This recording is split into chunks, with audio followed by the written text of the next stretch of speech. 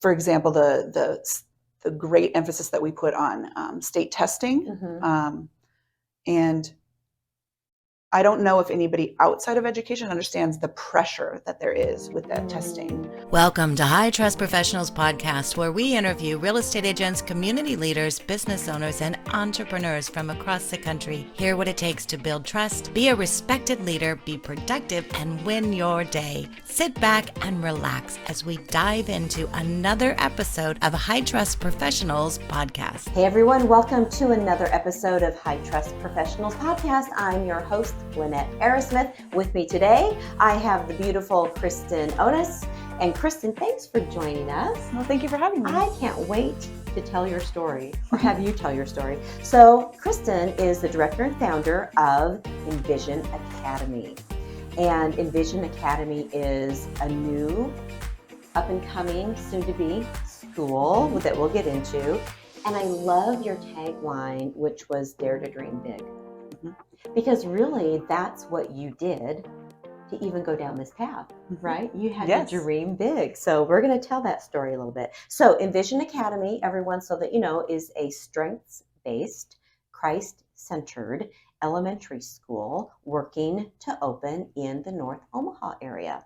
So you've been, I did a little digging, little social digging, little website, and I mean, you have an education and teaching background.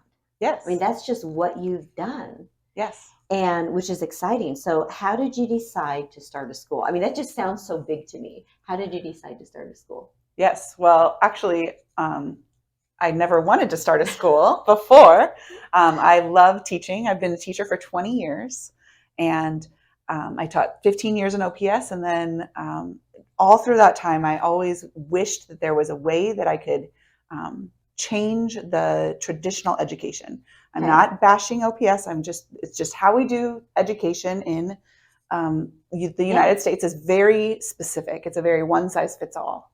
And so I really wanted to be able to bring in strengths to curriculum, and then also be able to work for each child to be able to grow at their own pace. That's really what we want to do. So we're going to talk a little bit about how. Yeah. Because it sounds a little, so you're going to be a little non-traditional. Yes. And so do we need to blame your friend Elizabeth? Hi, Elizabeth. I read your blog, which was awesome. And we'll let everyone know where to find you on the website. So just tell me how that whole conversation came about. Yes. Well, in 2011, I had a student in my classroom. At the time, I taught first grade, and his mother was killed during the night, and he found her in the morning. And I just felt like I couldn't help him as much as I wanted to. Being my faith is very important to me, and it's gotten me through a lot of hard times. But being a teacher in public school, it made it so that I couldn't share anything of that with him. I couldn't pray with him or his family, and I was just trying to figure out how to help him the best way that I could. And I was lamenting to my friend Elizabeth, and she said, "Why don't you start a school?" And it was like everything came together and was like, oh, this is what I need to do with my life.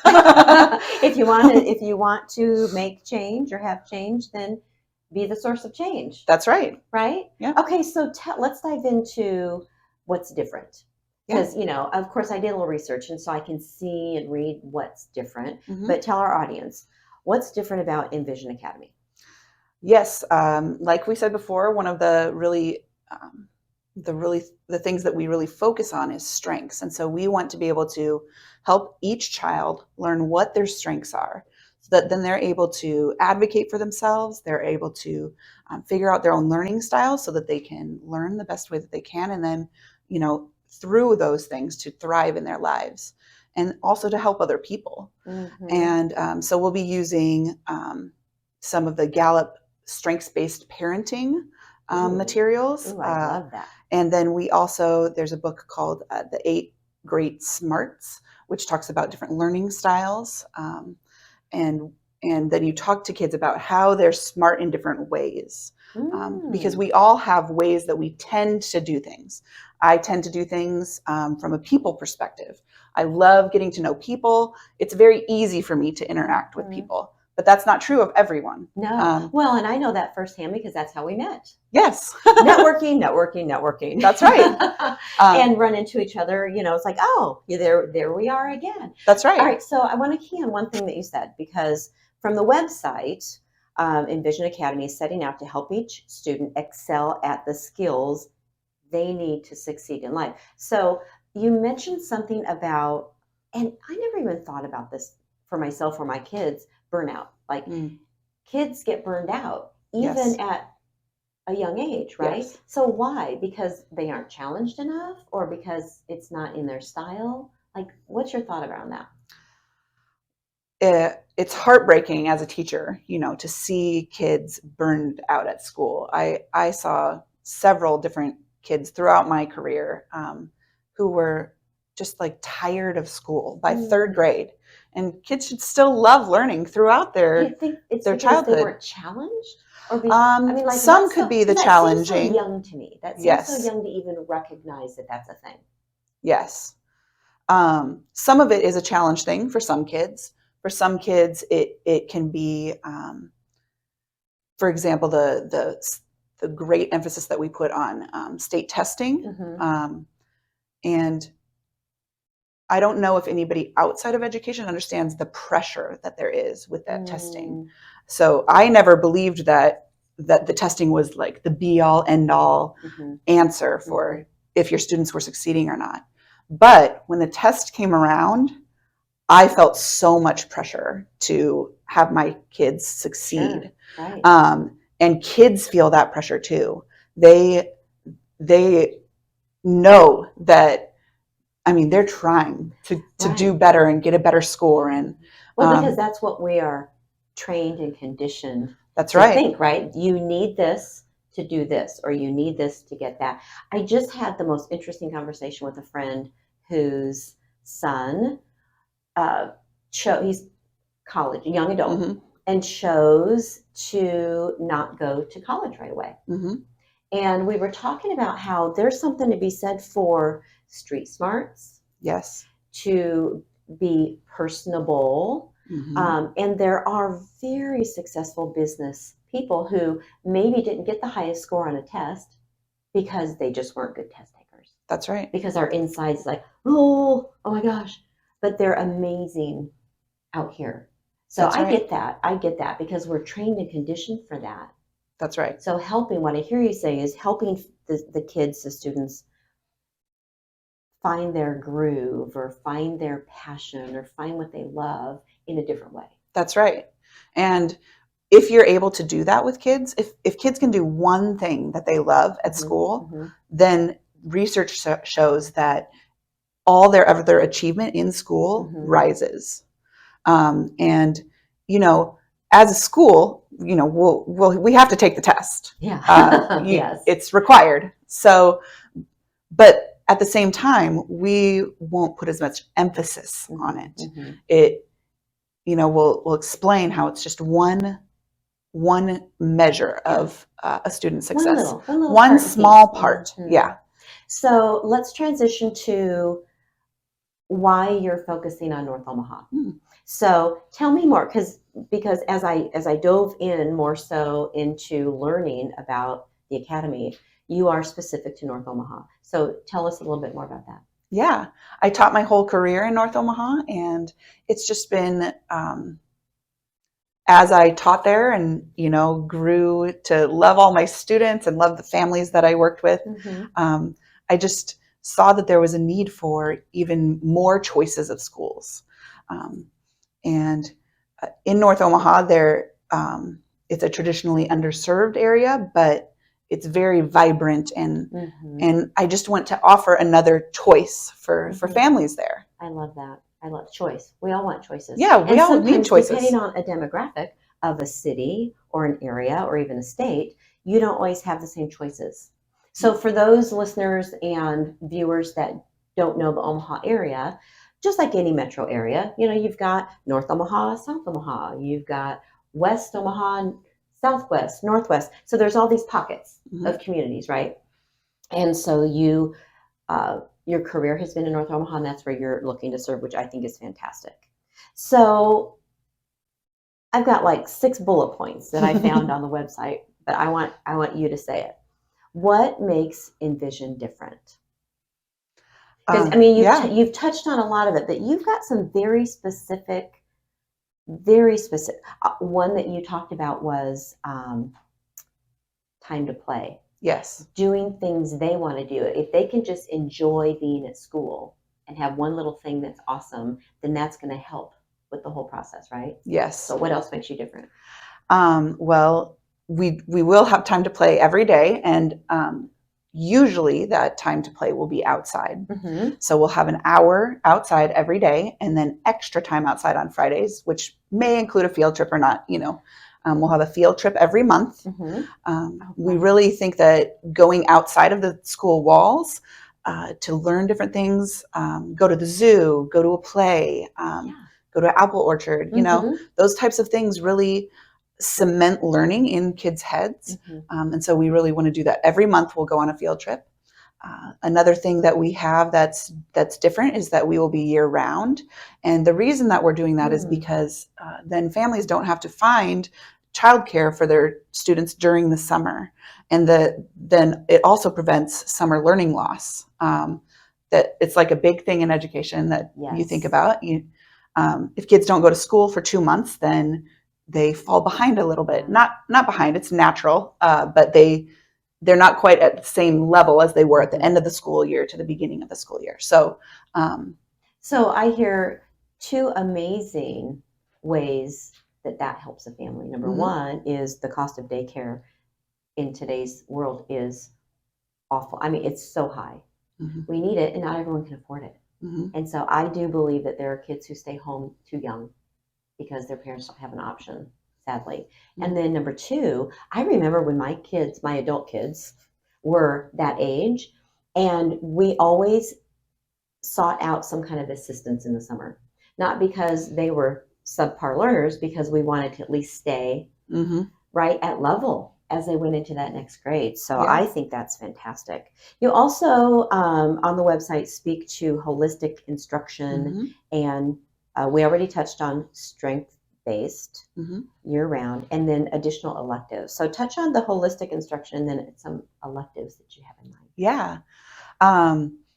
As people, we're more than just our brains. And a lot of times schools focus a lot on brains and learning intellectual type things. But we know that we can't just grow in our brains. We have to grow socially, emotionally, even physically, like running around outside or having healthy meals. And then also spiritually, we believe that's a very important part. And so we want to help all of those areas to grow in a child, not just their intellectual. There has been, since the pandemic, there has been an uptake in schools who want to do more with social and emotional learning. But because we're year round, we have more time to address those things because we have more hours. Right. There's a specific amount of hours that schools have to have for instruction every year. But because we're year round, we easily make that plus more. And so we have plenty of time to have the time outside, have the social emotional learning and things like that. I love that. Do you know how many times someone will refer to someone as being so book smart, but socially awkward? And I think it's partly that. It's like they didn't learn how. Yes. Or you've got someone who's uber social, that high I personality, if anyone follows the DISC profiling. But they aren't very book smart, but they're super street smart, which helps in their success, right? So lots of, it's not a one lane. No, and that goes along with those 8 great smarts. Yes. If you check out that book, we all have these 8 great smarts. It's like word smart, logic smart, people smart, self smart. That's a few. But we're not all wired to be exactly the same, smart in exactly the same ways. We have things that are natural to us. So that book smart person is naturally probably word smart, but they're not naturally people smart. But we can give them some tools to help grow that in them. They might not be the the belle of the ball always, or but we can give them tools to help them be less awkward in a situation. I love that. No, that's so important. And I think in the past has been very missed, very missed. So before we went live, we were talking about, and I love how you're kind of gearing up, because you're choosing to be sustainable before you even open doors, right? Yes. So tell everyone where you are in the process of opening Envision Academy. Yes. So we're going in different phases. We're in phase 1 right now. And in phase 1, we're raising funds so that we can be sustainable, because we never want money to be the reason why a family can't send their students to our school. And so parents will contribute toward tuition according to their salary or their income. And then they'll also contribute by helping us with volunteer hours. So maybe doing yard work, helping to clean one night a week or something. And that will help us with our costs. So we're raising money right now, and we're also using this time to still fulfill our mission by partnering with another nonprofit in North Omaha, the North Omaha Good News Bears. And I go in and teach them strengths lessons that complement their curriculum that they're already doing.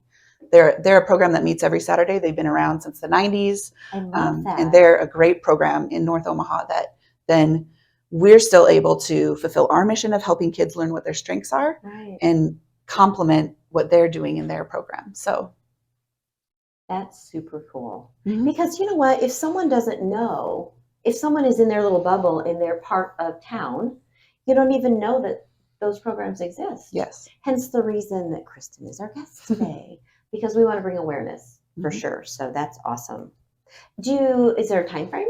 You have a timeline of when you want to say, this is it, we want doors open? We are cautious when we say dates, because as a school, to be sustainable, it does cost quite a bit of money. We want to, our goal is to be able to open with 2 classrooms, and we have 2 teachers in each classroom. So a classroom will have 20 kids with 2 teachers. And so that means we'll have to be able to pay 5 salaries in our first year of opening. So that's phase 2.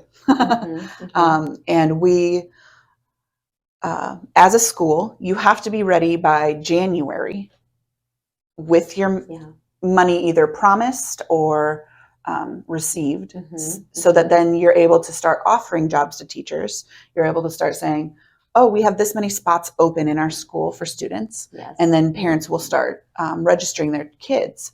And that process is usually done by March. People choose the schools that they want their children to go to at the latest in March.